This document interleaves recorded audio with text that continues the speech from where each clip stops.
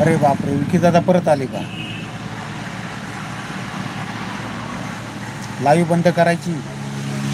एवढ्यात किशोरदादांची एंट्री झाली, परत एवढे जण झाली, काय करणार? विकी दादा कसं आहे?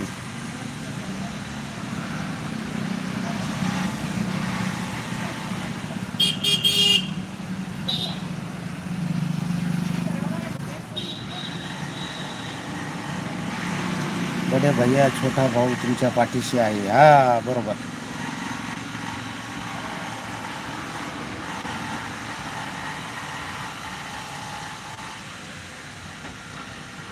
बस मी पण थकलो विकी दादा, आता बोलून थकलो, गिराईक देऊन थकलो, कमेंट करून थकलो, सर्व बंद करा वाटते आता.